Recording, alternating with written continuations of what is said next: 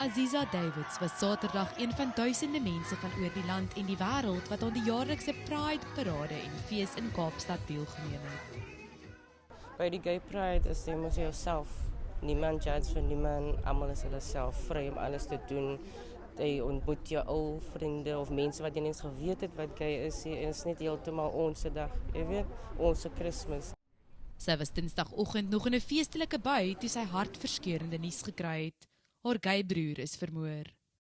Iemand het vir hom kom haal so na 10 by sy huis waar hy in Bokmakiri waar hy gewoon het, maar hy wou nie eintlik gaan nie. Hulle het hom geforseer om te gaan, maar hy het toe gegaan en baie mense het hom gesien met die persoon en die niks oggend toe kry is nou die tyding dat hy lê vermoor hier in Huisendal oorkant die Huisendal treinstasie. Die moord op Davids was die tweede vermeende haatmisdaad teen gay mense op die Kaapse vlakte in 'n week. 2 tienerseuns is maandag in hegtenis geneem vir die groepsverkrachting van 'n gay vrou Vrydag aand in Grassy Park.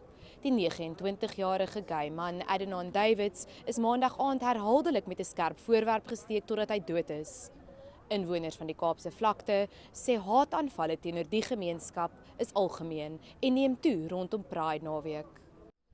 Davids se suster sê sy en haar vriendin word gereeld gedreig en getuister en sy is elke dag bang die dreigemente word 'n werklikheid.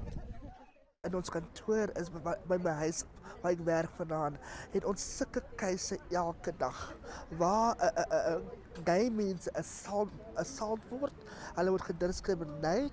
Ons kom op die vlakte by SAPS.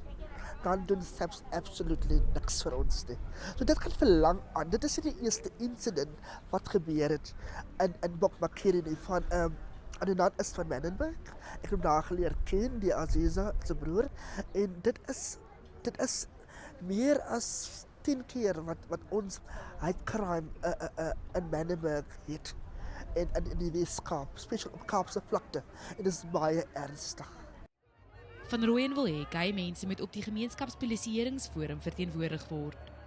Nadine Tron, Unies, Kaapstad.